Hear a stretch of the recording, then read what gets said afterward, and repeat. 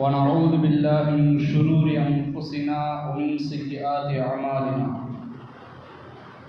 من يهده الله فلا مضل له ومن يضلله فلا هادي له ونشهد أن لا إله إلا الله وحده لا شريك له ونشهد أن سيدنا ومولانا محمدا عبده ورسوله أما بعد فقد قال الله سبحانه وتعالى في أحكم التنزيل وفي الفرقان المجيد بعد أعوذ بالله من الشيطان الرجيم بسم الله الرحمن الرحيم ثم جعلناك على شريعة من الأمر فاتبعها ولا تتبع أهواء الذين لا يعلمون. قال النبي صلى الله عليه وسلم تركت فيكم أمرين لن تضلوا ما تمسكتم بهما كتاب الله وسنتي رب اشرح لي صدري ويسر لي أمري واحلل عقدة من لساني يفقهوا قولي ربي زدني علما وما توفيقي إلا بالله عليه توكلت وإليه أنيب.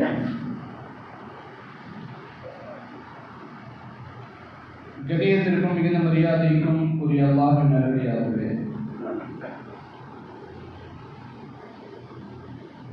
அல்லாஹ் ஜல்லஷானஹு வ தஆலா உலக சமயங்களில் ஒழுக்கம், கலாச்சாரம், நாகரிகம் இவைகளுக்கு மிகுந்த முக்கியத்துவம் தரக்கூடிய மார்க்கமாக இஸ்லாமிய மார்க்கத்தை நமக்கு வழங்கியிருக்கிறார். நல்லொழுக்கமும் பண்பாடும் சுய கட்டுப்பாடும் மிக அவசியம் என்பதை வலியுறுத்தக்கூடிய மார்க்கம் இஸ்லாமிய மார்க்கம். உலகிலே வந்த நபிமார்கள் ஆதிபிதா ஆதம் அலைஹிஸ்ஸலாம் அவர்கள் தொடங்கி நம்முடைய கண்மணி நாயகம் ஸல்லல்லாஹு அலைஹி வஸல்லம் அவர்கள் வரை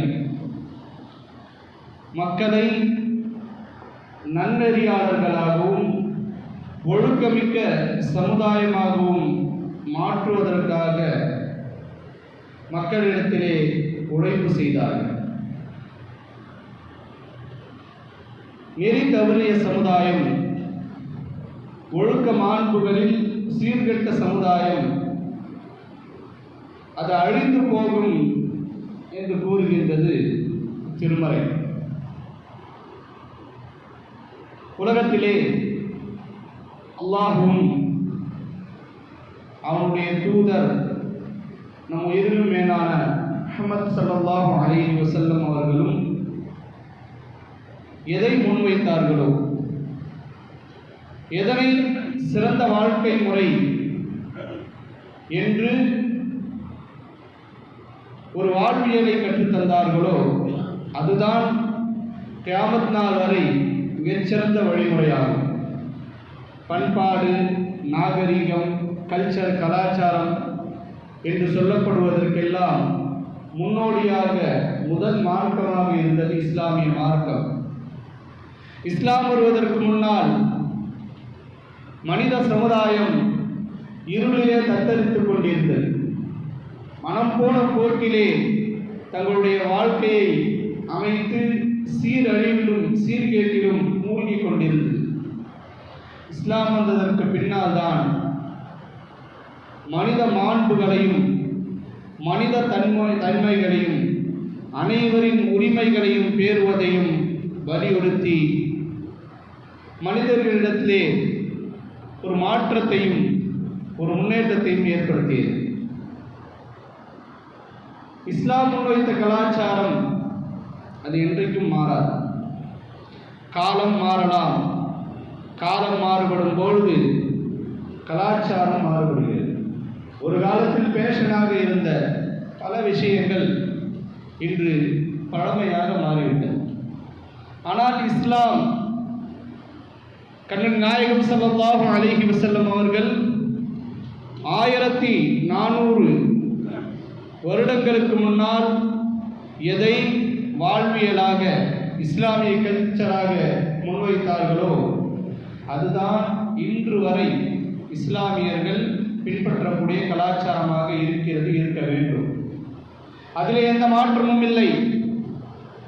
கண்மணி நாயகம் ஸல்லல்லாஹு அலைஹி வஸல்லம் அவர்கள் எவற்றையெல்லாம் என்னுடைய வழிமுறை என்று சொன்னார்களோ அதிலே எந்த மாற்றமும் இல்லை. சலாம் சொல்வது, முசாஃபஹா செய்வது, ஒருவரிடத்திலே நல்ல முறையிலே பேசுவது, ஆடை என்பது இப்படி இருக்க வேண்டும் என்று ஆடை குறித்த கலாச்சாரங்கள், சக மனிதனிடத்திலே பேசும் பொழுது எப்படி பேச வேண்டும், எப்படிப்பட்ட ஆடைகளை உடுத்த வேண்டும், தொழுகையிலே என்ன ஆடை உடுத்த வேண்டும் என்பன போன்ற எல்லா விஷயங்களையும் இஸ்லாமிய மார்க்கம் வகுத்து தந்திருக்கின்றது. அதிலே எந்த மாற்றமும் இல்லை. உலகத்திலே நாம் பார்க்கின்றோம், ஒரு 1000 வருடங்கள், ஒரு 100 வருடங்களுக்கு முன்பு இருந்ததை போல இப்பொழுது உலகம் இல்லை. காலத்துக்கு ஏற்றாற் போல் அவர்களுடைய வாழ்க்கை முறையை, வழிமுறையை மாற்றிக்கொள்கின்றார்கள். கேட்டால் இந்த காலத்துக்கு இப்படி வாழ்வதுதான் ஒத்து வரும் என்று சொல்கின்றார். ஆனால் இஸ்லாமிய மார்க்கம் வகுத்து தந்த வாழ்வியல் முறை என்பது கியாமத் நாள் வரை, உலகம் அழியும் நாள் வரை அந்த வாழ்க்கை முறைதான் சிறந்ததாக இருக்கும். வேறு எந்த மதத்தவர் எடுத்து வைக்கக்கூடிய கலாச்சாரமோ அவர்களின் வாழ்வியல் முறையோ அது நிரந்தரமானது அல்ல. இஸ்லாமிய வாழ்வியல் முறை என்பது கியாமத் நாள் வரை வரக்கூடிய மக்களுக்கு நேர் வழிகாட்டக்கூடியதாக இருக்கின்றது. ஒரு முஸ்லிம் இஸ்லாமிய கல்ச்சரையும் இஸ்லாமிய வாழ்வியல் முறையையும் மிகவும் உயர்ந்ததாக கருத வேண்டும். இஸ்லாமிய வாழ்வியல் முறை என்பது அல்லாஹ் தஆலா வழங்கிய வாழ்வியல் முறை. நாயகம் ஸல்லல்லாஹு அலைஹி வஸல்லம் அவர்கள் கற்றுத்தந்த வாழ்வியல் முறை.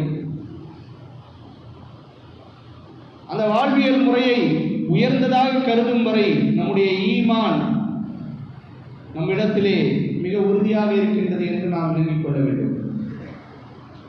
இன்னைக்கு தொப்பி போடுறத இழிவாக நினைக்கிறார்கள். சில இடங்களில் இஸ்லாமியர்களாக காட்டிக்கொள்வதை விரும்புவதில்லை நம்முடைய மக்கள். இதற்கு காரணம் என்ன? நம்முடைய ஈமானின் பலவீனம். சஹாபாக்கள் எந்த இடத்திலும் நாயகம் ஸல்லல்லாஹு அலைஹி வஸல்லம் அவருடைய சுன்னத்தை விட்டு தருவதற்கு முன்வருவதில்லை. எல்லா இடத்திலும் நாயகம் ஸல்லல்லாஹு அலைஹி வஸல்லம் அவருடைய வாழ்வியல் முறையும் அவருடைய கலாச்சாரத்தையும் தூக்கி பிடித்தார்கள். நபி ஸல்லல்லாஹு அலைஹி வஸல்லம் அவர்கள் மரணித்ததற்கு பின்னால் உலகெங்கிலும் சஹாபாக்கள் பரவி சென்றார்கள். எங்கெல்லாம் சஹாபாக்கள் சென்றார்களோ அங்கு அவர்களுடைய கலாச்சாரத்தை விட்டு வந்தார்கள். இஸ்லாமிய கலாச்சாரத்தை அந்த மக்களிடத்திலே பரப்பினார்கள். இஸ்லாமிய உயர்ந்த கலாச்சாரத்தை அவர்களுக்கு கற்றுத்தந்தார்கள். 2 விஷயம் சொல்லுவாங்க அரபியில், தஅஸ்ஸுர், தஅசீர். தஅஸ்ஸுர் அப்படின்னா ஒரு விஷயத்தை, ஒரு பிரதிபலிப்பை நாம் ஏற்படுத்துவது. தஅசீர் அப்படின்னா அங்க இருக்க ஒரு பிரதிபலிப்பை நாம் உள்வாங்கிக் கொள்வது. ஒரு ஊருக்கு போறோம், ஒரு இடத்துக்கு போறோம், அங்க உள்ள கலாச்சாரங்கள் பிடித்திருக்கின்றது, அவர்களுடைய ஆடைகள் நமக்கு பிடித்திருக்கின்றது, அவர்கள் பேசக்கூடிய முறை பிடித்திருக்கின்றது என்றால் அது போன்றே நாம் மாறிவிடுவது. இதற்கு பேர் தஅசீர். அவங்களுடைய அந்த பிரதிபலிப்பு நம்மிடத்திலே ஒட்டிக் கொள்வது. இன்னொரு தஅஸ்ஸுர், நாம் எப்படி இருக்கின்றோமோ நம்முடைய நடைமுறைகளை பார்த்து, நம்முடைய வாழ்வியல் முறையை பார்த்து கவரப்பட்டு நாம் செல்லக்கூடிய ஊரிலே உள்ள மக்கள், நாம் செல்லக்கூடிய நாட்டிலே உள்ள மக்கள் நம்மை பார்த்து அவர்களுடைய வாழ்க்கை முறையை, லைஃப் ஸ்டைலை மாற்றிக்கொள்வது. நம்முடைய வாழ்க்கை எப்படி இருக்கின்றது நாம் யோசித்து பார்க்க வேண்டும். நாம் என்ன சொல்றோம்? காலத்துக்கு தோதுவா மாறிக்கணும், இடத்துக்கு தோதுவா நம்மளை மாற்றிக்கொள்ள வேண்டும் என்று நாம் சொல்கின்றோம். நம்முடைய முன்னோர்கள் அப்படி இல்லை. சஹாபாக்கள் எங்கெல்லாம் சென்றார்களோ அவர்களுடைய வாழ்வியல் முறையை அவர்கள் எடுத்துக்கொள்ளவில்லை. மாற்றமாக இவருடைய கலாச்சாரத்தையும் உயர்ந்த இஸ்லாத்தையும் அவர்களிடத்திலே விட்டு சென்றார்கள். எந்த நாடுகளுக்கெல்லாம் இஸ்லாமியர்கள் சென்றார்களோ அங்கெல்லாம் தீன் பரவியது, இஸ்லாம் பரவியது. அவர்களின் நேர்மையையும் அவர்களின் வியாபார முறையையும் அதிலே இருந்த நேர்மையையும் அவர்களுடைய உயர்ந்த பண்புகளையும் கண்ட மக்கள் இஸ்லாத்தை ஏற்றுக்கொண்டார்கள். சாறை சாறையாக இஸ்லாத்திலே தங்களை ஐக்கியமாக்கிக் கொண்டார்கள். தமிழகத்தை கடலோரத்தில் உள்ள மக்கள் எல்லாம் இஸ்லாத்தை முதலில் ஏற்றுக்கொண்டார்கள் என்று வரலாறு கூறுகின்றது. அரபிகள் வியாபார நிமித்தமாக கடலோர பகுதிகளுக்கு வருவார்கள். பொருட்களை மாற்றுவதற்காக பண்டமாற்று முறை வரும்பொழுது அவர்களுடைய நேர்மையும் அவர்களுடைய அழகிய பண்பையும் பார்த்து இங்கு இருக்கக்கூடிய மக்கள் இஸ்லாத்தை ஏற்றுக்கொண்டார்கள் என்று வரலாறு கூறுகின்றது. அதனால்தான் இஸ்லாம் மிக வேகமாக பரவியது. எந்த நேரத்திலும் இஸ்லாமியர்கள் சஹாபாக்கள் நாயகம் ஸல்லல்லாஹு அலைஹி வஸல்லம் அவர்கள் கற்றுக் கொடுத்த உயர்ந்த கலாச்சாரத்தை எந்த இடத்திலும் வெளிப்படுத்துவதற்கு அவர்கள் வெட்கப்படுவது. இன்னும் சொல்ல போனால் நபி ஸல்லல்லாஹு அலைஹி வஸல்லம் அவர்கள் மற்ற கலாச்சாரங்களை பின்பற்றுவதை விட்டும் இஸ்லாமியர்களை தடுத்திருக்கின்றார்கள். கான நபி ஸல்லல்லாஹு அலைஹி வஸல்லம் ஹரீசன் ஃபி முகாலஃபத்தின் நஸாரா.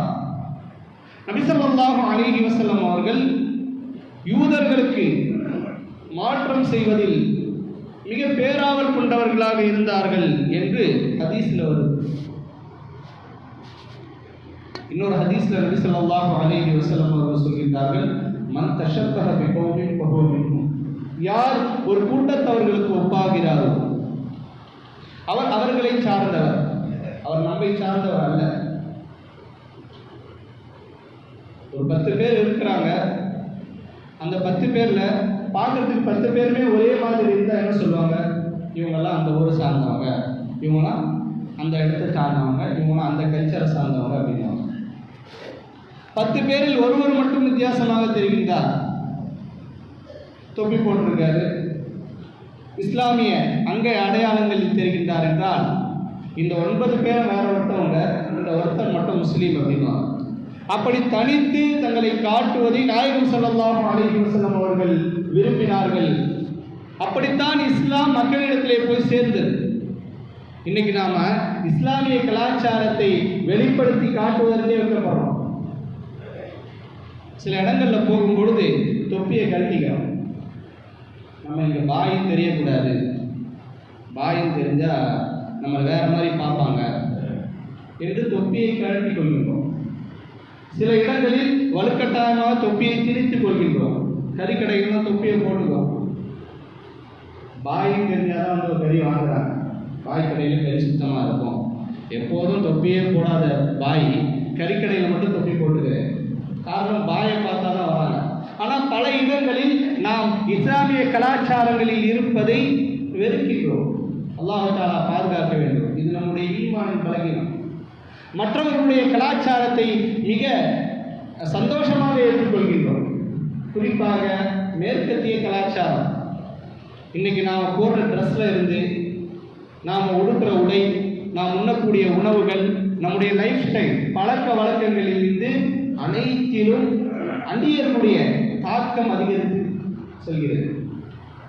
குறிப்பா இங்கிலீஷ்காரங்க, ஆங்கிலேயர்கள், பிரிட்டன்காரங்க எங்கெல்லாம் தங்களுடைய காலனி ஆதிக்கத்தை செலுத்தினார்களோ, எந்த நாடுகளையெல்லாம் அவருடைய ஆதிக்கத்தின் கீழ் வைத்திருந்தார்களோ அந்த நாட்டிற்கு சுதந்திரம் கொடுத்து விட்டு சென்றார்கள். ஆனால் அவர்களை கலாச்சார அடிமைகளாக, என்னதான் சுதந்திரம் கொடுத்தாலும் கலாச்சார அடிமைகளாக அவர்களை ஆக்கிவிட்டு சென்றிருக்கிறார்கள். ஆங்கிலேயர்கள் வந்து சென்றதற்கு பின்னால் நம்முடைய கலாச்சாரம் அழிந்து அவர்களுடைய கலாச்சாரம் அதிகமாக ஆயிடுச்சு. எல்லா இடங்கள்லையும் நமக்கு அரசாங்க ரீதியில் தான் அவங்க சுதந்திரம் கொடுத்துருக்காங்க. மற்றபடி நம்முடைய சிந்தனை, செயல்பாடு, கலாச்சாரம் எல்லா விதத்திலும் நாம் ஆங்கிலேயர்களுக்கு அடிமைப்பட்டு தான் கிடைக்கின்றோம். இன்னைக்கு பாருங்க, எல்லா விதத்திலும் நாம் அவர்களுடைய நாம் உடுத்தக்கூடிய உடையில் இருந்து, நாம் உண்ணக்கூடிய உணவில் இருந்து அனைத்தையும் அவர்களுடைய லைஃப் ஸ்டைல பிரமிப்பாக பார்க்கிறோம். அப்படி இருப்பதுதான் நவநாகரீகம் என்று நமக்கு தெரியாமலே நம்முடைய உள்ளத்தை பதிந்துச்சு. பீஸா சாப்பிட்றது இது என்ன பெரிய ஒரு சொர்க்கத்து உணவு மாதிரி. அல்லாஹ் ஜல்லஷானஹு தஆலா குர்ஆன்ல மண்ணு செல்வான்னு ஒரு உணவை பற்றி குறிப்பிடலாம். யூதர்களுக்கு மூசா அலைஹிஸ்ஸலாம் அவர்களுடைய காலத்தில் நேரடியாக வானத்திலிருந்து இறங்கிச்சு. இந்த மக்களுக்கு உணவுக்கு வழி இல்லை, உணவு பற்றாக்குறை.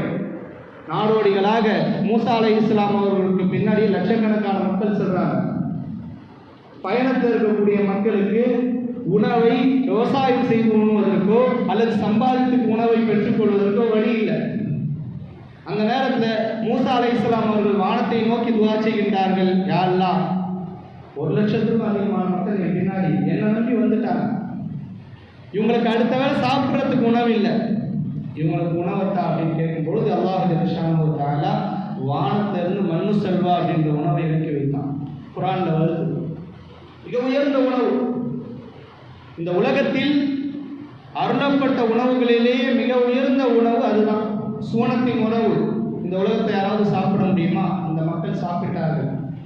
இன்னைக்கு நம்முடைய சமுதாயத்திலே உள்ள மனோநிலை எப்படி இருக்கின்றது என்றால், பீஸா, பர்கர் இதெல்லாம் அந்நியர்களுடைய உணவாக இருக்கின்றதோ அதை உண்ணுவதை உயர்வாக கருதுகின்றோம்.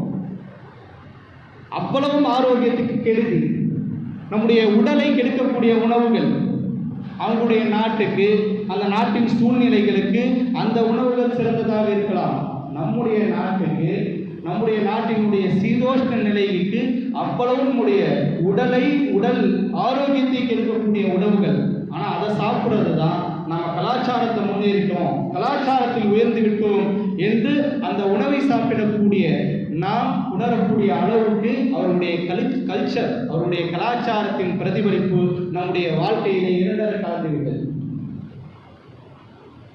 எல்லா விதத்திலும் இன்னைக்கு பிறந்த நாள் கொண்டாடாதவங்க யாராவது இருக்கிறாங்களா? எல்லாமே பிறந்த நாள் கொண்டாடுறாங்க.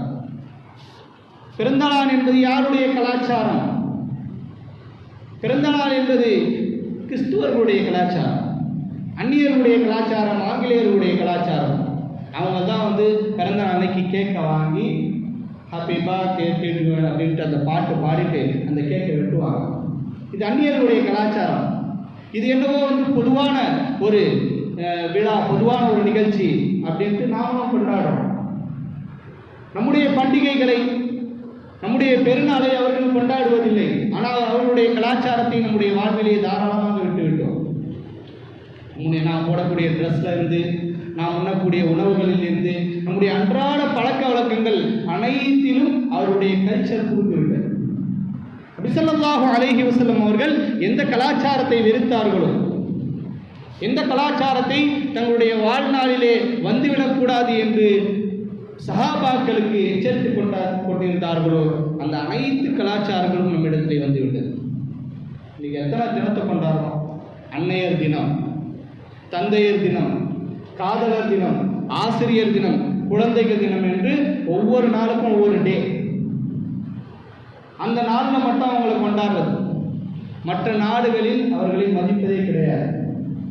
மேற்கத்திய கலாச்சாரம், மேற்கத்திய நாடுகளில் இன்னைக்கு குடும்ப அமைப்புகளை சிதைத்து விட்டது. அம்மா ஒரு சைடில் இருப்பாங்க, அப்பா ஒரு சைடில் இருக்காது, குழந்தை ஒரு இடத்துல இருக்கும். அவங்க சந்திக்கிறதுக்கு வாய்ப்பே இருக்காது. அவர்கள் எல்லாம் சந்திப்பதற்காக ஒரு டே, ஒரு தினத்தை கண்டுபிடித்து அந்த தினத்தில் அவங்களெல்லாம் பார்த்துட்டு கலைஞ்சி போகிறதுக்கு கண்டுபிடிச்ச தினங்கள் தான் இந்த தினங்கள். தந்தையர் தினம் அன்னைக்கு தந்தை, தாய் எல்லாத்தையும் கூப்பிட்டு குடும்பத்தோடு ஒரு நாள் வச்சு அன்றைக்கி விருந்து போட்டு அப்படி அப்படியே திருப்பி போடுவாங்க. குழந்தையின் நிலை எப்படி இருக்கின்றது, குழந்தை எப்படி இருக்கின்றான், அவன் என்ன படிக்கின்றான் என்பது தந்தைக்கு தெரியாது. தாயினுடைய அரவணைப்பு இல்லாமல் எத்தனையோ குழந்தைகள் வளர்கின்றது மேற்கத்திய நாடுகளில். சிங்கிள் பேரண்ட் அப்படின்றாங்க. கலாச்சாரம் அவ்வளவு சீர்கட்டி இருக்கின்றது. சிங்கிள் பேரண்ட்னா அப்பன் பேர் தெரியாது, அந்த குழந்தைக்கு யார் தந்தை என்று தெரியாது. அப்படிப்பட்ட குழந்தைகளை அரசாங்கம் தத்தெடுத்து வளர்க்குது. தாய் மட்டும் தெரியும், ஏன்னா வேற வழி இல்லை. ஹாஸ்பிட்டலில் போயிட்டு குழந்தையை பெற்றுட்டு அவங்களுடைய பேர் பதிவாயிடும். அதற்கும் ஒரு வழி இருந்தால் நம்முடைய நாட்டில் நடக்குதில்லை, குப்பை தொட்டியில் போட்டு போயிடுறாங்க குழந்தைகள். அந்த மாதிரி சிங்கிள் பேரண்ட், தந்தையே இல்லாத குழந்தைகள் அதிகமாகிடுச்சு. இவ்வளவு மிக மோசமான கலாச்சார சீர்கேடுகளில் இன்னைக்கு மேற்கத்திய நாடு இருக்குது. அந்த கலாச்சாரங்களை தான் நாம் உயர்ந்தது என்று பின்பற்றி கொண்டிருக்கிறோம். அல்லாஹ் தஆலா நம்மை பாதுகாக்க வேண்டும். அப்படிப்பட்ட கலாச்சார சீர்கேடுகளில் ஒன்றுதான் new year, happy new year. அதாவது ஜனவரி 1ஆம் தேதி வந்துச்சுன்னா ஹாப்பி நியூ இயர் அப்படின்னு கத்திக்கிட்டு அன்னைக்கு இரவில் கரெக்டாக 12 மணி ஆயிடுச்சுன்னா மிகப்பெரிய சத்தத்தோட வெடிக்குது. எல்லாரும் சேர்ந்து ஹாப்பி நியூ இயர் அப்படின்னு கத்துறாங்க. கத்திட்டு அதோட நிறுத்திர்கள். அந்த இரவு முழுக்க விழித்திருக்கின்றார்கள். ஆண்களும் பெண்களும் சேர்த்து அன்னைக்கு நிகழ்த்தப்படக்கூடிய பாவங்களுக்கு எல்லையே இல்லை. சொல்லப்போனால் அன்னைக்கு ஒரு நாள் அவங்களுக்கு எல்லாத்துக்குமே விடுமுறை. வெக்கம், மானம், சூடு, சொரணை எதுவுமே கிடையாது. இந்த பீச், இந்த ஈசிஆர் சைட்லாம் போனீங்கன்னா ஆண்களும் பெண்களும் கிளப்பில் இரவு முழுக்க குடி. மற்ற நாட்களில் மது வியாபாரமாகுவதை விட அந்த நியூ இயர் ஒரு நாளில் மிகப்பெரிய அளவில் மது வியாபாரம் செய்யப்படுது.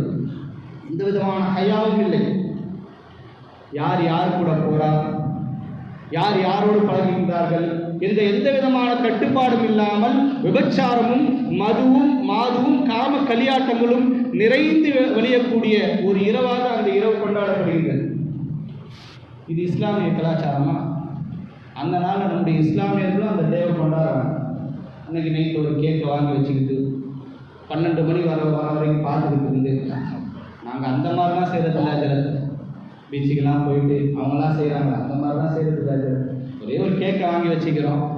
எங்கள் குழந்தைங்களாம் சுற்றி அவங்க ஆசைக்காண்டி ஒரு கேக்கை வெட்டி நாங்கள் ஹாப்பி நியூ இயர் சொல்லிட்டு கொண்டாடுறது. இது கூடாதா அப்படின்னா கூடாது. இது அந்நியர்களுடைய கலாச்சாரம். அன்று இரவு முழுக்க பாவங்கள் அரங்கேற்றப்படுகின்றது. அன்னைக்கு ஒரு நாள் அது ஒரு மூட பழக்கம். அன்னைக்கு ஒரு நாள் நல்லவனாக இருந்தால் வருஷம் முழுக்க நல்லவனாக இருக்கலாம். அன்னைக்கு ஒரு நாள் ஹாப்பியாக இருந்தால் வருடம் முழுக்க ஹாப்பியாக இருக்கலாம். ஹாப்பியாக இருப்பதற்கு என்னவெல்லாம் வழியோ அதெல்லாம் தேடுறாங்க. சரி, அன்னைக்கு நைட்டு முழுக்க குடிக்கிறீங்களே, அந்த வருஷம் முழுக்க குடிக்கணும்னு முடிவு செஞ்சிட்டீங்களா? அன்று இரவு முழுக்க பல அனாச்சாரங்கள் நிறைவேற்றப்படுகின்றது. இன்னும் ஒரு வேடிக்கையான விஷயம் என்னன்னா, அன்னைக்கு ஃபஜ்ரில் கூட்டம் நிரப்பி வருதுங்க. இன்னைக்கு ஒரு நாள் மட்டும் என்னைக்கு வராதவங்க புதுசாக வராங்க. இன்னைக்கு நிறைய கூட்டமாக இருக்க ஃபஜ்ரில் தொழுகையில் அப்படின்னு பார்த்தா அன்னைக்கு நியூ இயர். இன்னைக்கு ஒரு நாள் மட்டும் அல்லாவை நினச்சிட்டு அல்லாஹ் கிட்ட துவா செஞ்சுட்டு, யாரெல்லாம் இந்த வருஷத்தை சிறப்பானதாக ஆக்கிவை அப்படின்னு துவா செஞ்சுட்டா அல்லாஹ் அந்த வருஷம் முழுக்க பறக்கத்தாக்கிடுவோம் அப்படின்ட்டு அன்னைக்கு ஒரு நாள் கூட்டமாக இருக்குது. ஜும்மாவா அப்படின்னு நினைக்கிட்டு வருது. ஈதுடைய நாளில் தானே இவ்வளோ கூட்டம் இருக்கும், ஜும்மாவுடைய நாளில் தானே இவ்வளோ கூட்டம் இருக்கும் அப்படின்னு பார்த்தா ஈதுடைய நாளில் நம்ம ஆளுக்கு வந்துடுறாங்க. அன்னைக்கு ஒரு நாள் தொழுட்டா வருஷம் முழுக்க சந்தோஷமாக இருக்கலாம். அல்லாஹ் தஆலா எல்லாத்தையும் கொடுப்போம். எப்படி மூட பழக்க வழக்கங்கள் நம்முடைய வாழ்க்கையிலே இரண்டரை கலந்து விட்டது என்பதை நாம் சிந்திக்க வேண்டும். நபி ஸல்லல்லாஹு அலைஹி வஸல்லம் அவர்கள் சொன்னார்கள், யார் அன்னைக்கு சுபுஹ் தொழுகையோ அவனுக்கு அன்னைக்கு நஹூஸத்துடைய நாள். நியூ இயர் அன்னைக்கு மட்டும் தொழுதுட்டா அந்த வருஷம் ஃபுல்லாக நமக்கு சிறந்த நாளாக ஆகிவிடுமா அப்படின்னா ஒவ்வொரு நாளும் ஃபஜ்ர் தொழுக வேண்டும். நபி ஸல்லல்லாஹு அலைஹி வஸல்லம் அவர்கள் சொன்னார்கள், அல்லாஹும்ம பாரிக் ஃபீ புக்கூரி உம்மத்தி, அல்லாஹும்ம பாரிக் உம்மத்தி ஃபீ புக்கூரிஹா. யா அல்லாஹ், என்னுடைய உம்மத்தில் யார் அதிகாலை எழுந்துடுறாங்களோ அவங்களுக்கு நீ பரக்கத் செய் அப்படின்னு துவா செஞ்சிருக்காங்க. அதிகாலை எழுந்தணும்.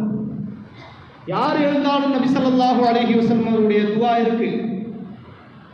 இன்னைக்கு நம்ம ஆண்ட 10-12 வரைக்கும் தூங்குறாங்க.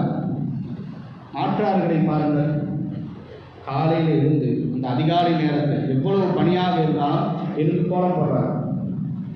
நபி ஸல்லல்லாஹு அலைஹி வஸல்லம் அவர்கள் முஸ்லிம்களுக்கு பரக்கத் செய்து துவா செய்தார். பொதுவாக துவா செய்திருக்கின்றார்கள், அந்த பரக்கத்தை அவர்கள் பெற்று சென்றிருக்கிறார்கள்.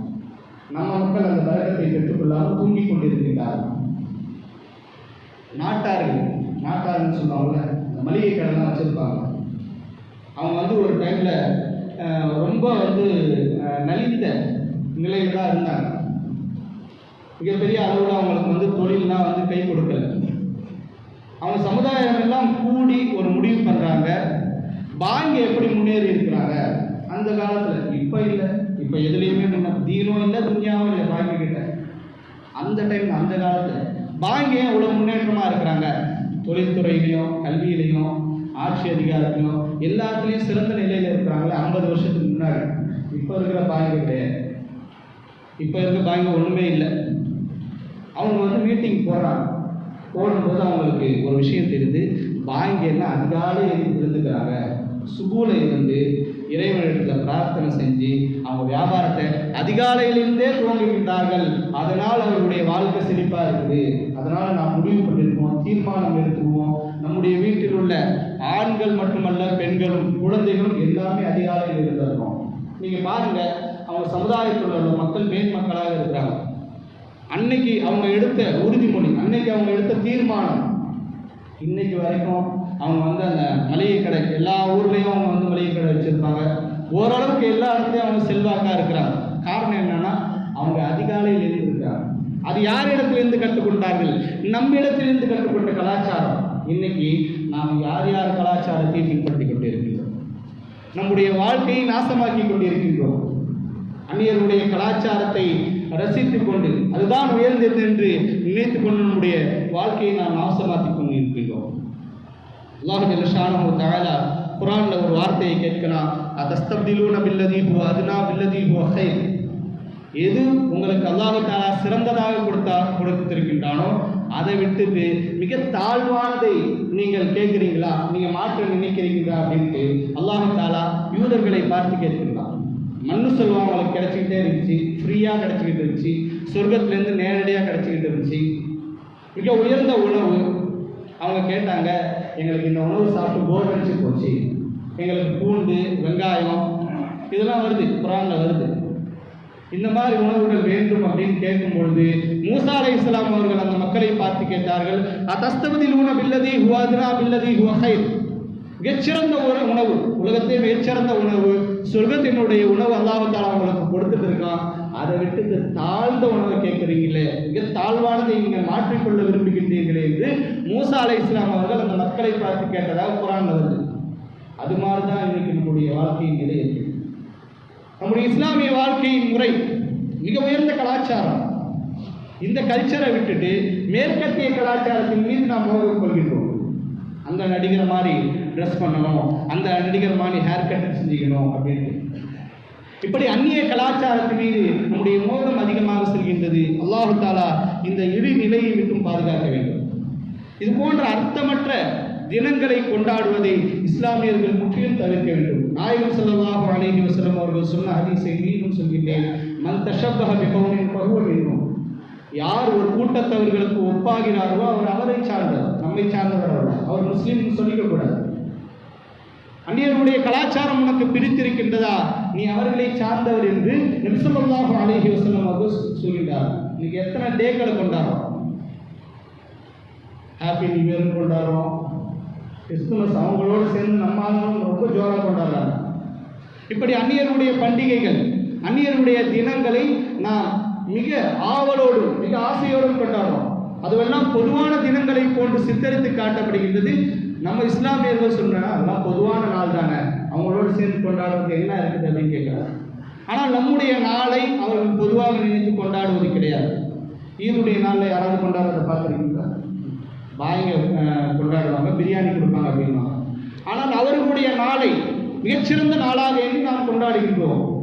ஸல்லல்லாஹு அலைஹி வஸல்லம் அவர்கள் எச்சரித்திருக்கின்றார்கள், யாருடைய பண்டிகையை கொண்டாடுகின்றார்களோ, யாரை மாதிரி ட்ரெஸ் போடுறாங்களோ, யாரை மாதிரி ஹேர் ஸ்டைல் செஞ்சுக்கிறார்களோ அவங்க அவங்களை சார்ந்தவங்க, என்னை சார்ந்தவங்க இல்லை. இஸ்லாம் என்பது மிக உயர்ந்த கலாச்சாரத்தையும் மிக உயர்ந்த வாழ்வியல் முறையும் பண்பட்ட பக்குவமான ஒழுக்க சமுதாயத்தை உருவாக்குவதுதான் இஸ்லாத்தின் நோக்கம். இன்னைக்கு சீர்கெட்ட சமுதாயமாக நம்முடைய மனிதகுல சமுதாயம் சென்று கொண்டிருக்கின்றது. அதுக்கு மிகச்சிறந்த மாற்று இஸ்லாமிய மார்க்கம். ஒழுக்கமிக்க சமுதாயமாக, பண்பட்ட சமுதாயமாக உருவாக்குகிறது இஸ்லாமிய மார்க்கம். அல்லாஹ் தஆலா இஸ்லாமிய நெறிப்படி வாழக்கூடிய நன்மக்களாக உங்களையும் என்னையும் ஆக்கியவர் புரிவானாக. வாஹிரு தஅவானா அல்ஹம்துலில்லாஹி ரப்பில் ஆலமீன். அஸ்ஸலாமு அலைக்கும்.